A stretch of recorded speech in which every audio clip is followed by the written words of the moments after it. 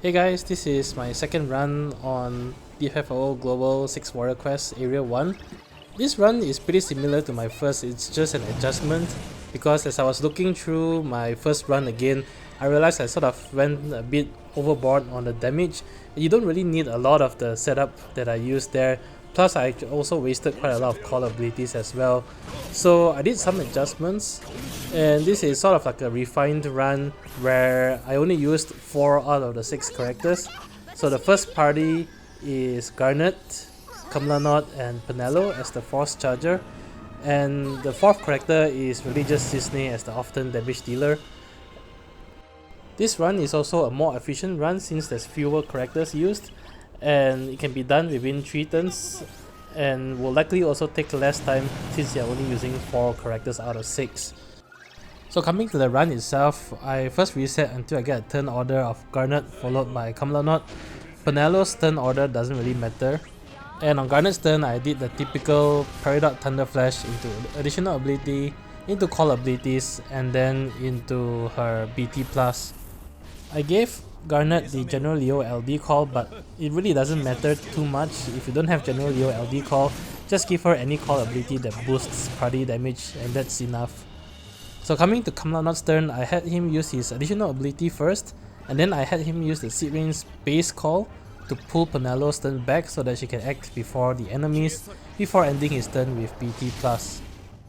So coming to Penelo's turn, and really it doesn't have to be Penelo, you can use any character that is good for force gauge charging.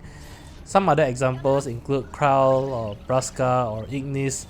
Any of those characters will work, and you just typically want to spam their instant turn ability to charge the force gauge, and every time the enemies recover from break, you can re-break them with your call ability. In this case, I used the Seymour LD call, or you can also depend on Garnet's overhead like here to break the enemies, and this will also help you charge the summon meter. If you don't have Seymour LD call, you can just use any debuffing LD call that boosts HP damage. Other examples here would be something like a Maria LD call or Dark Knight Cecile. Really anything works as long as you boost your HP damage.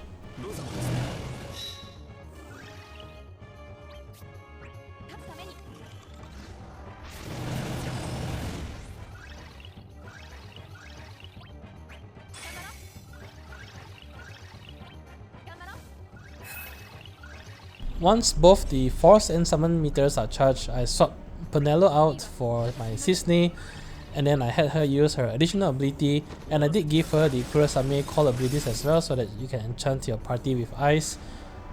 If you don't have Cissnei, you can use other often damage dealers. Some good examples here include recently released Kane and Size.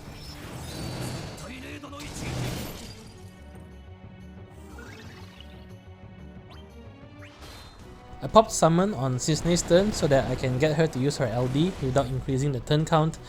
Ifrit Summon is ideal here because Ifrit Summon also gives Cissnei and Garnet the Ifrit framed buff. This helps to boost their damage as well during their off turn. The turn order should line up very nicely if you are following the same strategy, and Kam'lanaut should get the 3rd or 4th turn inside summon as so. So during Kam'lanaut's turn inside summon right here, this is where I pop his FR ability.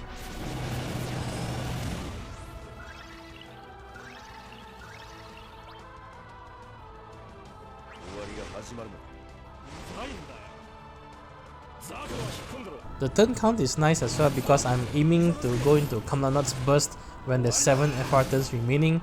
So from 10 turns to 7 turns, the 3 actions that I will take will be 1 turn for Cissnei, 1 turn for Garnet, and then the Seed Rain's LD call on Kam'lanaut.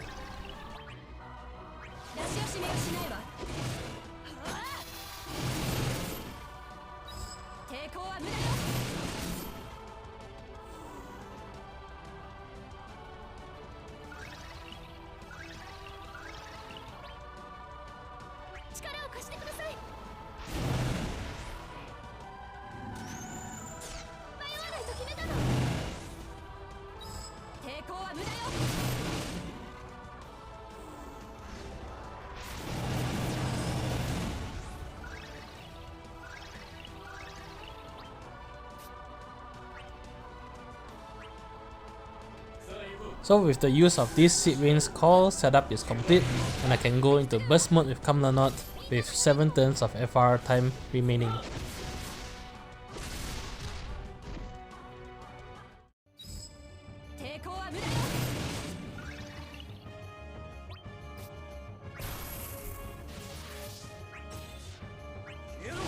My Kam'lanaut actually doesn't have any ultimate weapon, so you can potentially do even more damage. Do note though that both my Cissnei and Garnet has a 505 ultimate weapon. If you don't really have it and you can't kill the bosses off within the burst mode here, it shouldn't really matter too much because you do have some turns after this that you can use to finish the bosses off. That being said, you'll see that even without additional sources of damage such as Sice's Traps or Laguna's Desperado, one big Kam'lanaut BT mode right here is still enough to finish off the bosses.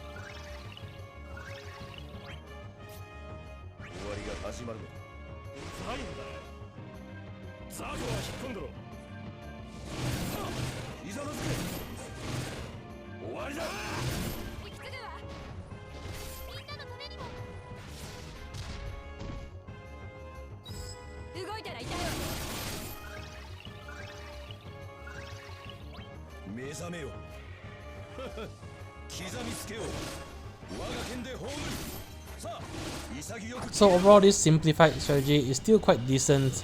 It still does 129 million damage and is still enough to kill off the bosses as well. Anyway, that's it for this run. As always, I hope the video has been helpful, and if you enjoy the content, do leave a like, comment or subscribe because it really helps a lot. Till then, I'll see you guys in the next Shinryu fight. Bye!